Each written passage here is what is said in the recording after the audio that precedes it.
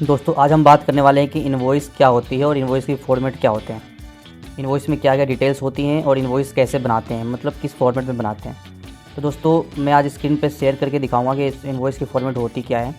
Invoice की format अलग अलग हो सकती है। आप किसी कंपनी में अलग अलग कंपनियों में अलग अलग डिस्क्रिप्शन के लिए, अलग अलग इन्वेंट्री के लिए और अलग अलग प्रोडक्ट्स के लिए, अलग अलग सर्विस के लिए इनवॉइस अलग अलग हो सकती है। बट मूल रूप से इनवॉइस का फॉर्मेट वही होता है। तो मैं आपको शेयर करके दिखाता हूँ स्क्रीन पे कि इनवॉइस होता क्या है। दोस्तों ये आपको इनवॉइस की फॉर्मेट दिख रहा होगा। इसमें सबसे पहले सीपर का नाम होता है। मैं आपको हाईलाइट करके दिखा देता हूँ। जो ये वाला कॉलम है दोस्तों, इसमें सीपर का नाम होता है, मतलब ये जो सर्विस प्रोवाइड करते हैं उनका नाम। ये एक्चुअली एक्सपोर्ट का इनवॉइस है, तो आपको एक्सपोर्ट इंपोर्ट से रिलेटेड इनवॉइस मैं आपको दिखा रहा हूँ।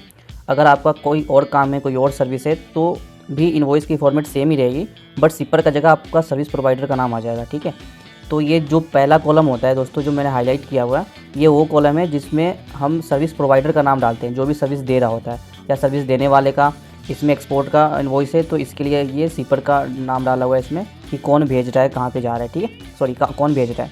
तो जो ये दूसरा रेक्टेंगल है, जो अभी ये नीचे वाला फॉर्मेट आप देख रहे हो जो हाईलाइट किया मैंने, ये होता है कंसाइनी का फॉर्मेट, मतलब सामान कहाँ जा रहा है। ऊपर वाले में कौन भेज रहा है और नीचे वाले में कहाँ जा रहा है, मतलब जो रिसीवर है, रिसीवर कौन है। एक्चुअली कोई भी सर्विस हो, सर्विस प्रोवाइडर का नाम सबसे ऊपर आता है और सर्विस लेने वाले का नाम वो नीचे आता है। अगर आपका बिजनेस रेस्टोरेंट का है तो रेस्टोरेंट का नाम ऊपर आएगा, और जिसके नाम पे आप बिल कर रहे हो, जो रेस्टोरेंट का सर्विस लिया है, उसका नाम नीचे आएगा, उसका एड्रेस नीचे आएगा। ठीक है। तो ये पूरी डिटेल्स होती है दोस्तों। जो सीपर का नाम है उसमें सीपर की नाम ही नहीं डालना, उसमें सिर्फ डिटेल्स भी डालनी है, जैसे उनका मोबाइल नंबर, ईमेल आईडी वगैरह, जीएसटी नंबर, जो भी डालना है वो सारी चीज़ डाल सकते हो आप। ठीक है। उसके बगल में इनवॉइस नंबर होता है। जो भी आप इनवॉइस, ये रैंडमली नंबर होती हैं, तो आप अगर परचेज ऑर्डर पे जा रहा है तो पीओ नंबर होगा, डिलीवरी चलान आ रही है तो डीसी नंबर होगा, और इनवॉइस के लिए इनवॉइस नंबर होता है या डॉक्यूमेंट नंबर होता है। ठीक है। एक्सपोर्ट रेफरेंस, अगर किसी के रेफरेंस थ्रू जा रहा है तो उसके बगल में आपका रेफरेंस भी डाल सकते हो। नीचे लिखा हुआ है बायर्स ऑर्डर्स नंबर या डेट।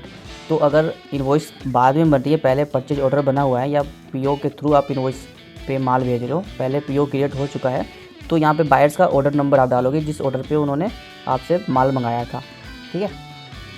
मैं आपको हाईलाइट करके दिखा देता हूँ आपको।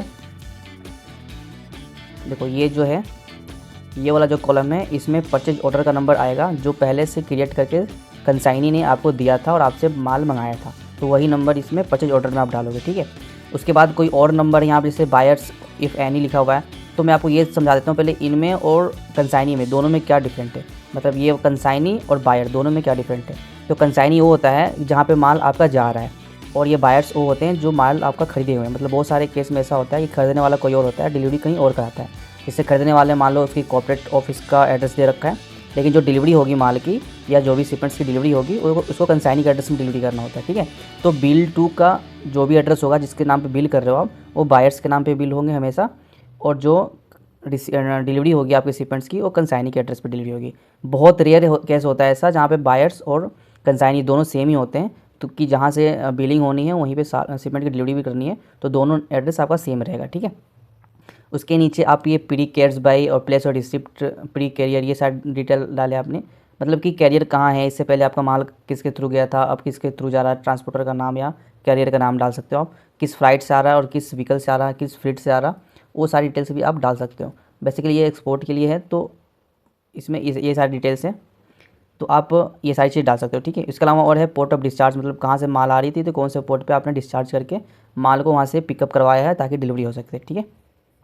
ये सारी डिटेल्स डालने के बाद सबसे इंपॉर्टेंट चीज़ होती है ये वाली कॉलम, जो पेमेंट टर्म होती है, कि पेमेंट टर्म क्या है, एपी है, डी और डीपी है। इसके लिए मैंने एक सेपरेट वीडियो बना दिया है कि डीपी पेमेंट टर्म्स कब लिया जाता है, उसका मतलब क्या होता है, डीए पेमेंट टर्म्स क्या होते हैं और एपी पेमेंट टर्म्स क्या होते हैं, मतलब एडवांस पेमेंट क्या होते हैं। तो ये सारी चीज़ें मैं आपको एक नेक्स्ट वीडियो में बना के मैंने सेपरेट दे दिया आपको। आप मेरी प्रोफाइल में जाकर के चेक कर लेना, मैंने इसकी वीडियो की डिस्क्रिप्शन आप कमेंट बॉक्स में भी डाल दूँगा। उसके अलावा ये टर्म्स ऑफ डिलीवरी भी है, CIF, C&F, FOB। इसके अलावा और भी सारी डिटेल्स होती हैं पेमेंट टर्म्स के लिए, तो कौन कौन सी पेमेंट टर्म्स क्या होती है ये भी डिटेल्स मैंने वीडियो में बना दिया सेपरेट, ये चीज़ें भी आप देख लेना। ठीक है। उसके अलावा दोस्तों यहाँ पे मेन चीज़ आ जाता है, जो इनवॉइस की सबसे इंपॉर्टेंट कॉलम्स होते हैं, डिस्क्रिप्शन ऑफ गुड्स, कि आपका गुड्स, जो भी गुड्स जा रहा है उसका डिस्क्रिप्शन क्या है, उसके HSN कोड क्या है, क्वांटिटी कितनी है, कितने बॉक्स में जा रहा है, उसका वेट कितना है, उसकी डायमेंशंस कितनी है, इसकी रेट क्या है, अगर आपके बॉक्स मान लो 4 बॉक्सेस हैं तो एक बॉक्स का रेट कितनी है, टोटल ऑफ कंटेनर्स की शिपमेंट्स की रेट कितनी है, और उसके टोटल अमाउंट्स कितने हैं। ठीक है। वो सारी डिटेल्स आप अपने अकॉर्डिंग डालोगे जो आपके सामान की वैल्यू होती है। इसके अलावा दोस्तों और कुछ नहीं है। इसके अलावा बस यहाँ पे आप डिक्लेरेशन में आप अपनी डिक्लेयर कर सकते हो कि पेमेंट जो भी इनवॉइस वैल्यू है वो किस पर्पज़ के लिए है, आप इसको एक्सपोर्ट कर रहे हो टैक्स इनवॉइस है या कस्टम पर्पज़ के लिए आपने सिर्फ डिक्लेयर किया हुआ है।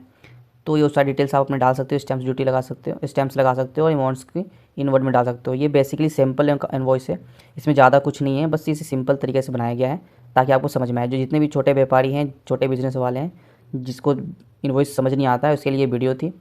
उसके अलावा दोस्तों DB के एनेक्सर होता है, ड्रॉबैक एनेक्सर क्या होता है, SDF फॉर्म क्या होता है, नॉन डिजिलेटर क्या होते हैं, बैंक वेबर्स क्या होते हैं, ठीक है। ये सारी डिटेल मैं एक एक वीडियो में लेकर आऊँगा। अगर आप एक्सपोर्ट इंपोर्ट बिजनेस करना चाहते हैं या एक्सपोर्ट के बारे में जानते हैं या लॉजिस्टिक्स सेक्टर में काम करते हैं तो लॉजिस्टिक्स वालों के लिए स्पेशल मैंने एक वीडियो लिस्ट बना रखा है, आप ज़रूर जाकर देखें मेरे प्रोफाइल में, ठीक है।